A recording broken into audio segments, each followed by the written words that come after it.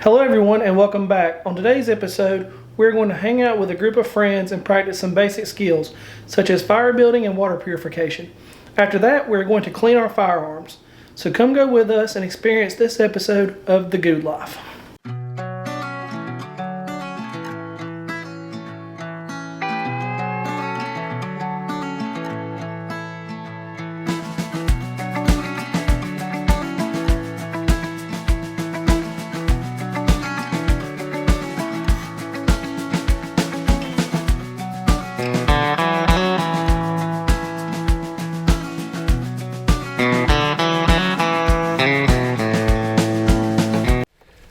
There are different ways that we can make a fire. First one I'm going to hit on paracord, which the survival paracord has different strands inside. They'll have, not going to go through them all, but usually anywhere between 4 to 7 different kinds in there. You can use one, obviously use it for lashing, the whole cord, use it for holding stuff up. It's very strong, very sturdy. Or you could actually take it apart, and when you take it apart, it'll have different strands in there. They'll have like an off-white clearish color. It's like it's used for fishing. So if you need to obviously go fish for food, take some paracord, take it apart, and you got that. But you got the other stuff to utilize as well, so you don't want to throw it away. But inside, in the very, very middle, it's usually like an off orangish color or a reddish color, and you could actually use that actually catches on fire. That is actually used as basically like, you know how when you take rope apart, it kind of like shreds a little bit. You'll have to actually shred it, poof it out a little bit, and then take a flint, okay, and then strike it, and then once you get that going, it will actually catch that red, the ignition part on fire. It would actually, catch fire. And then obviously make a little bundle, put it up underneath, like cotton ball or whatever you need to do, and then it'll start catching your stuff. So that's one way you can make a fire. If you have to, usually you'll have a first aid kit on you. Alcohol pads, if you don't have them in your first aid kit, please get them. Not just for this, but just to have them in case you need them when you hurt yourself. Alcohol pads, believe it or not, wet or dry, will actually catch on fire. That's one ignition source. And then you start adding sticks to it, whatever, and it will burn a little bit. But we'll go over as far as kindling, on what to put on that as you get it started. That's real good. So that is one way. Very sticky. Okay. One way of starting a fire if you have to resort to your first aid kit. Okay. But steel wool, 9-volt battery. You could get technical and actually start taking double A's and start paralleling them. Putting, metal tabs. You can actually use anything from like this to actually connect all the tops, and then do like a parallel connectivity to actually create a bigger spark, or however you want to do it. 9-volt. I don't know if you ever seen 9-volt and steel wool together.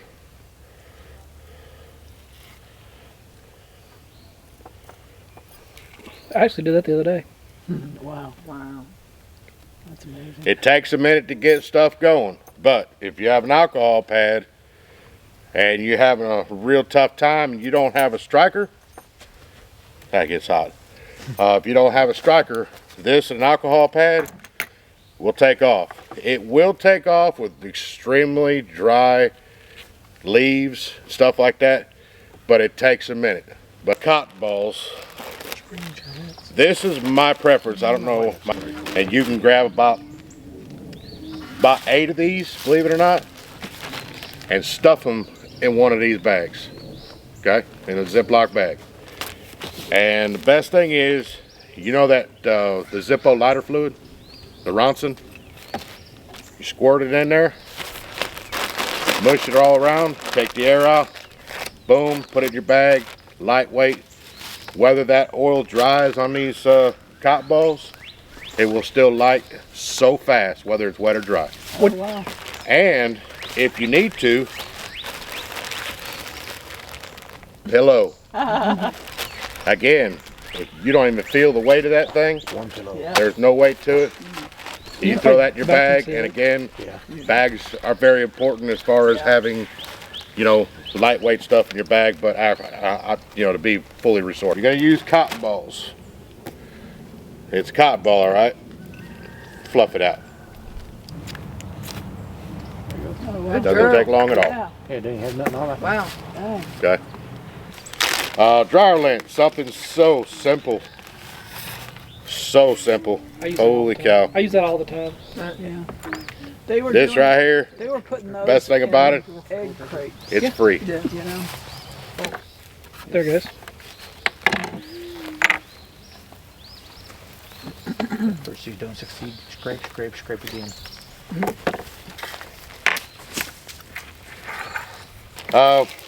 Lighter.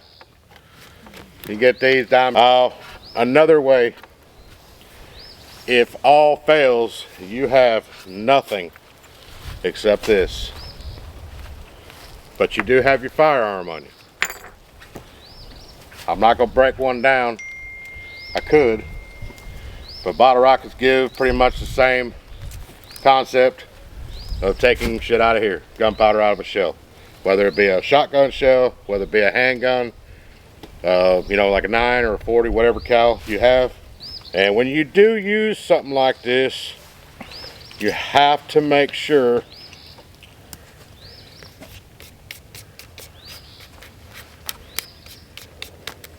that you have really dry stuff all around it that will catch immediately.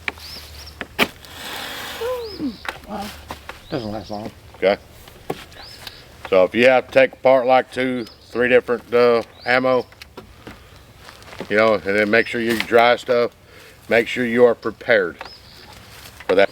So that's your reaction that you're going to have. Obviously it's going to be a little bit bigger because there's going to be a lot more coming out of a 9mm. 9mm will drop about 3 times more than that. So You're in the camera again. Ah, He there turned you it. go. Made him do it again. Yay. Woo! you want to try some dry lint? That Play-Doh. There you go. Woo! Perfect. 10th time is the trick. You can find waterproof matches. They are nice to have.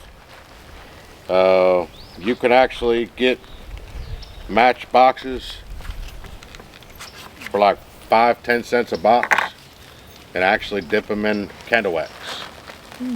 And that'll protect your ignition source. But when you do dip them, do at least halfway.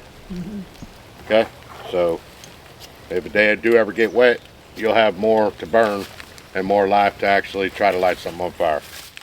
On a day like today, damp, rainy, usually a lot worse than this. Trying to find dry stuff to actually get your fire started. That can be an interesting task sometimes. So you really may have to turn over some leaves to find the right trees. Gets wet on the outside. If you go in, just take that top thin layer off.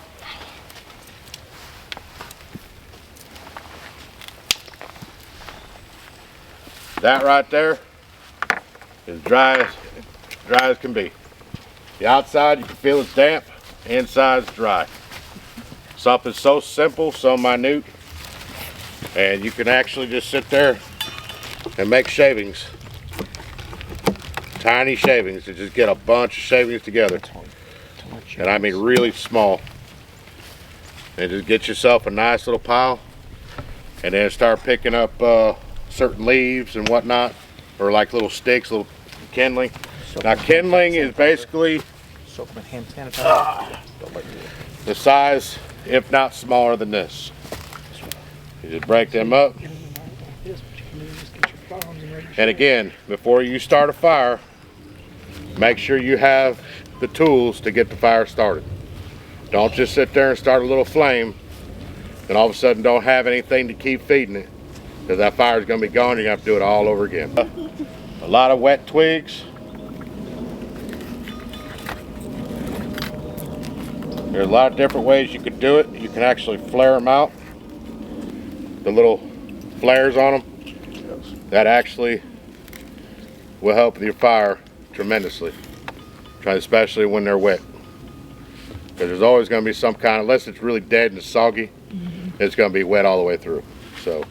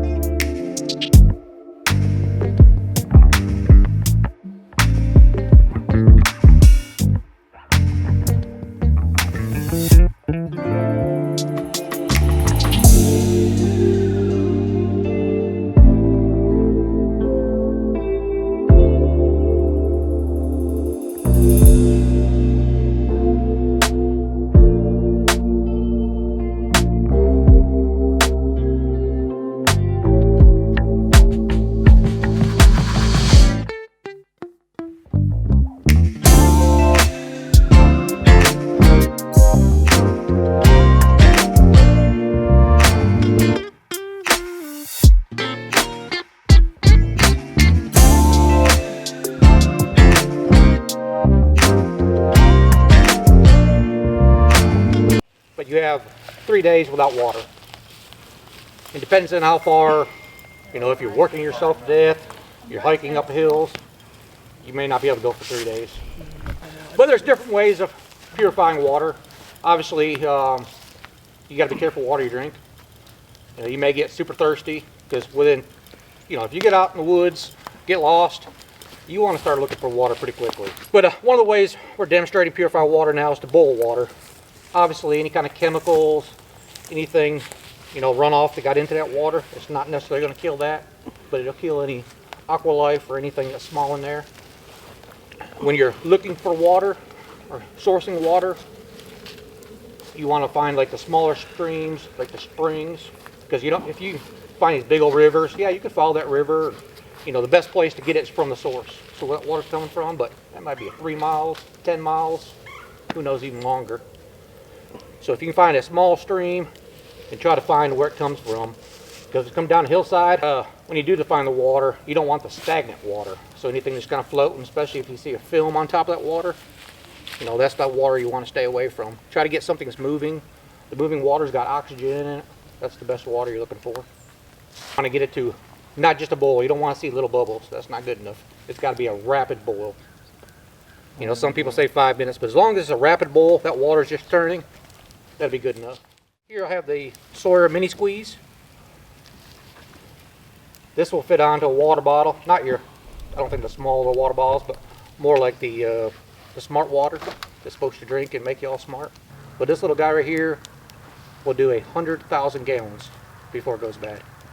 That's a lot of water. Which one is this? You know, always, if you're coming here, find your water source. You may want to walk upstream a little bit, make sure there's not a dead raccoon, dead possum, and you're drinking that water that's flowing through that dead animal. Pull back up like this. This one flips down, and then pull it back, let it ride forward gently, and then you just pull it once, let go, and then it'll slide forward. Just like that.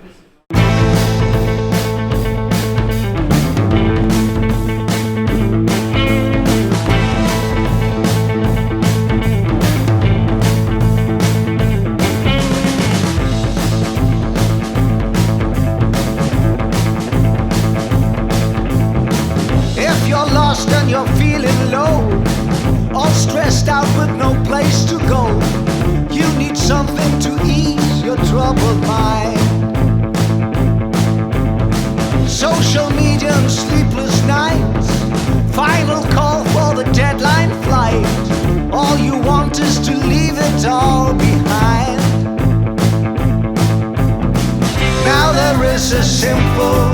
remedy